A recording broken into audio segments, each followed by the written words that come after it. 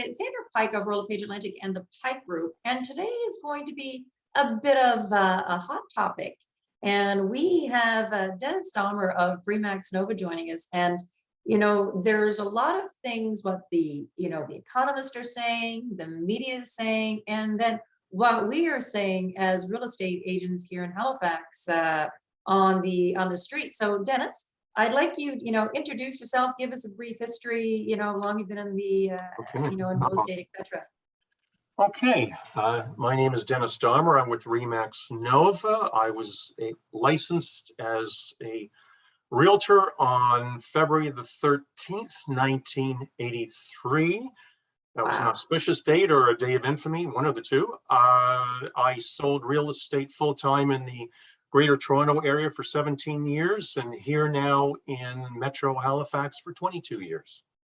So you've been in two different, types of markets, and, you've been in a buyer's market where, we used to have 18 months of inventory, and now you've experienced a seller's market, for the past 2 years. So have you seen any shifts yourself, between April and now? Like, what have you seen that's different? Yes, and I prepared for this because you asked me to get some stats. So I do have some stats, so I'd be looking down a little bit. I can't remember all of them, but there is definitely an increase in properties on the marketplace. So I'm looking here in last year, April and May, more or less the same, but this year there's May now, there's 22% more properties on the market. Compared to last year. That's for the entire MLS. And for Bedford, which is an area that I sell a lot in, I sell all over, but I live in Bedford also. There's 23% more properties on the market. So it's a significant amount. So I'm just going to introduce another member here who just joined us late. Sure. And while he's coming, it's Shane Anderson, actually, he's on my team. So Shane, I'll get you to introduce yourself, how long you've been in real estate, etc. Shane Anderson, I've been in real estate, geez, now Sandra, how long has it been? 7.5 years, give or take? I think so. Lucky 7. Or the 7-year itch, one of it. 7 and counting. Yep. So Denis just went over the stats, of what's happened, since April and May. But I just want to talk about, have you seen a shift yourself between April and May? Have you noticed anything different, let's say, with any of the listings that you sold or with any of your buyers? What have you been noticing that's different? Definitely. And I think shift is a good word instead of the word slow. Recently, we had put a backup offer on a property, and usually in the market where it was, you wouldn't even get it. But for some reason other than I guess it was just financing, we ended up getting it, which was, kind of unheard of in the market previously. Noticing not as many offers, and some homes, I mean, it's all situational and area specific, but there's definitely a shift happening. I think the biggest thing is like I said, is the areas, and certain areas are still having those pockets are still yielding that higher amount and the amount of offers. But it's interesting times. It's interesting times, sure. So Denis, where would you say, if you had to look at the listings that you do or the pocket of buyers that you have, would you say that if you have listings that your offers are still from a lot of out-of-towners, or are they just local? It seems to be evenly split at this point in time. However, I don't know. I suspect that will change. The out-of-town buyers will drop off. I'm guessing, but again, we have to see. It's not quite evident yet. I would say on the listings, I had 2 listings now last week, and I would have had let's say 8 offers between the 2 of them. So I have noticed a big decrease in the amount of offers that I've been receiving. And only 1 offer had it was an out-of-town address. However, it was someone who was moving back home. but Yeah. the rest of the offers that I had all had Halifax as the address. So I have noticed that. So the market, I feel, has slowed down, you know, a lot more so than we were, you know, April or even this time last year. Yep. What are your thoughts? Do you think that, you know, the rates now are, you know, 4.7, I believe? Dennis, do you feel that the rates here are, you know, the reasons why maybe some of the markets are slowing, that houses aren't selling, you know, as soon as they're put up to the market? That's one of the reasons. Also, the stress test. I'll talk about that in a moment. So We just lost your video there, Dennis, for some reason. I just touched my there. I just There you touched go.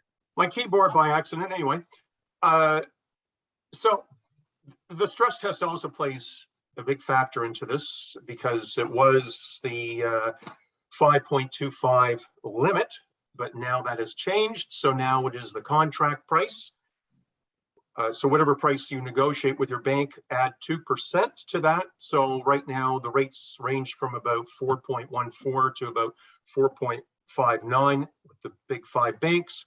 So if you're with 4.59, you now have to qualify for 6.59%.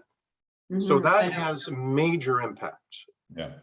Well, but with that, so that would be, you know, that would probably affect your buying power, the amount that you can afford. Correct. But would that same particular buyer, well, now I can't afford the $600,000 home, I can only afford the $500,000 home. I'm just making it up, just for an example. I mean, are those people still in the market, or do they feel that because the price is how they inflated here so much, so they're just like, you know what, I want nothing to do with it?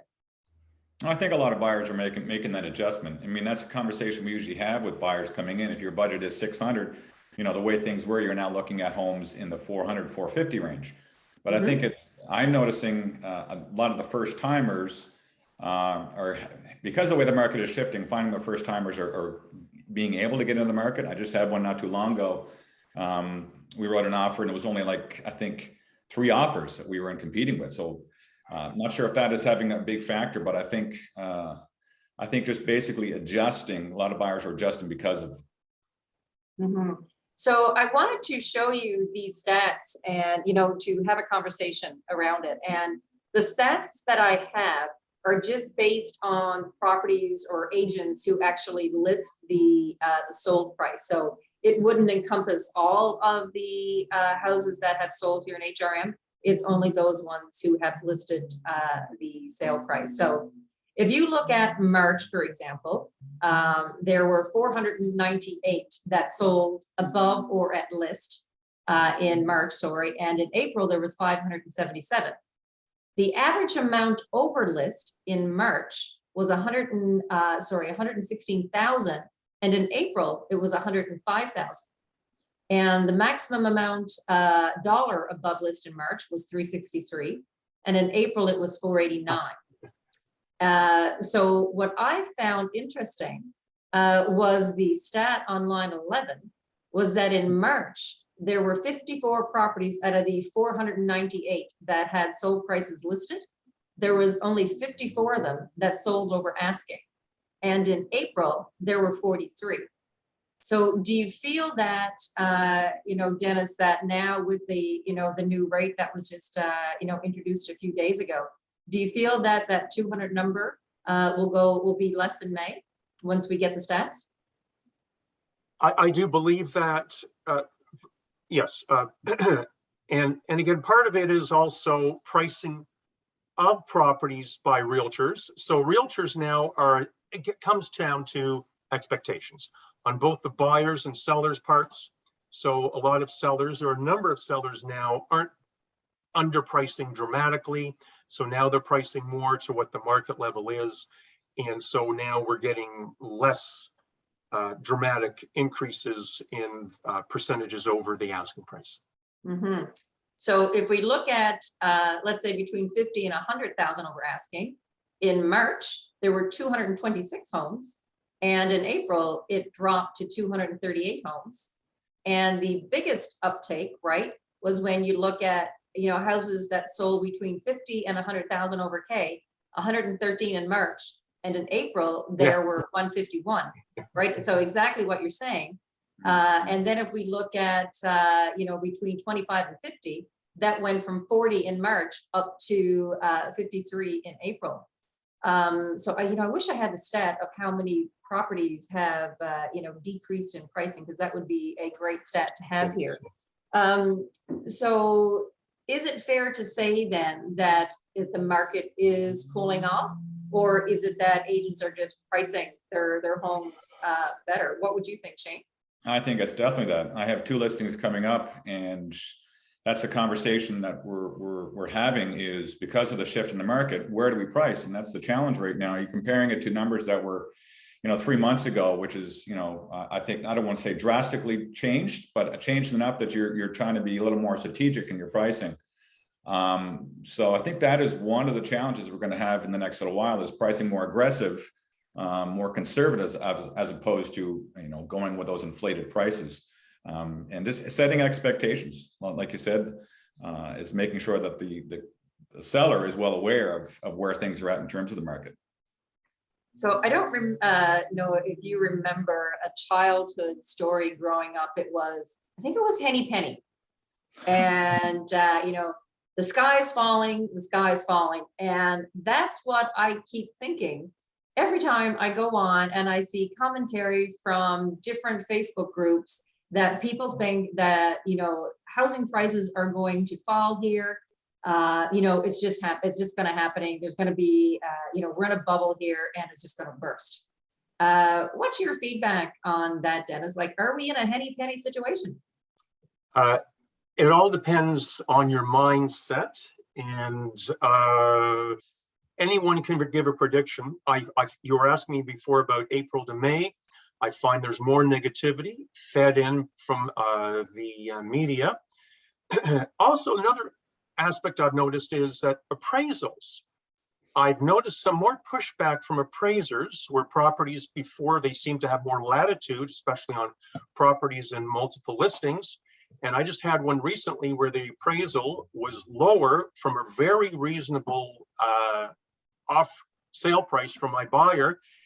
And we actually had a price adjustment based upon that appraisal. And I haven't experienced that for many years. So, wow. So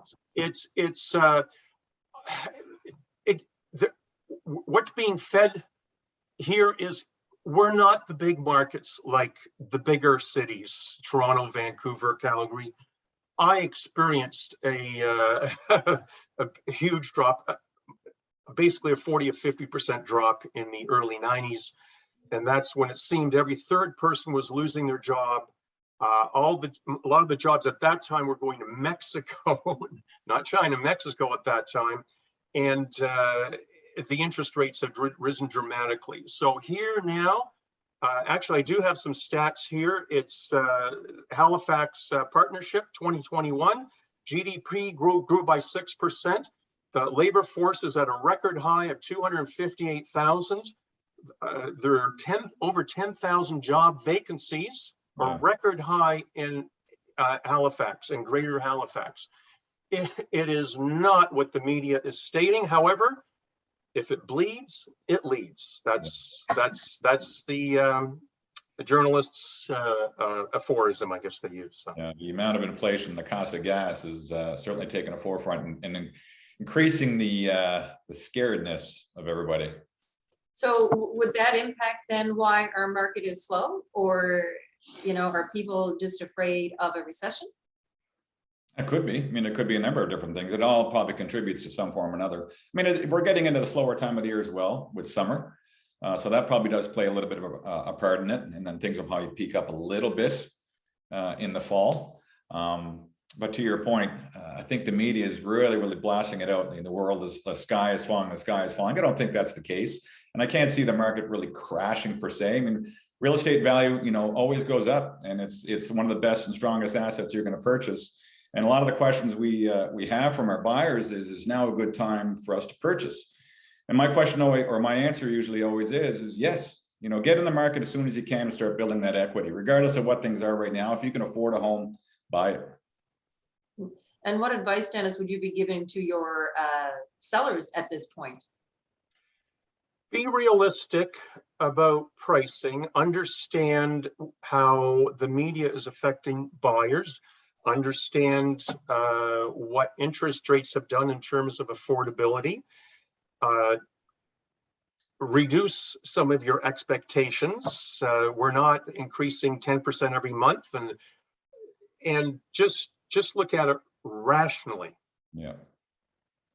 But wouldn't it be hard to look at it rationally when you see that property in Hubli that listed for, you know, $699 and sold for over $1 million? Like, how can I not, as a seller who lives next door, want the same price? Yeah. We've all had some miracle sales. I like that, miracle sales. Yes. Yeah, and again, they happen. So what if that property sold for 200,000 less than than your house you think is worth? So would you always balance it out? Don't take the lowest, don't take the highest, take the median. It's always apples to apples too, instead of apples to oranges. So there's a lot of factors involved with that, right? Yeah. Yeah. Well, guys, I want to thank you both for joining me today. Certainly some great commentary, and next week panel should be good as well. I have Gordon Lang, the president of Southwest Properties, and I have Ralph Stevens, president with Royal Lepage. So I think it should be, or the owner of Royal Lepage, sorry. I think there's going to be some great commentary from both of them. From a residential perspective and a commercial perspective. I mean, if you look at the housing in general, there's a lot of apartments that are stopping their builds because of price and because of labor shortages. So if these places aren't being built, people still have nowhere to go, right? So it's just all like catch-22 here. And anyway, I enjoy having these forums, and thank you both so much for joining me today. Thank you very much. See ya.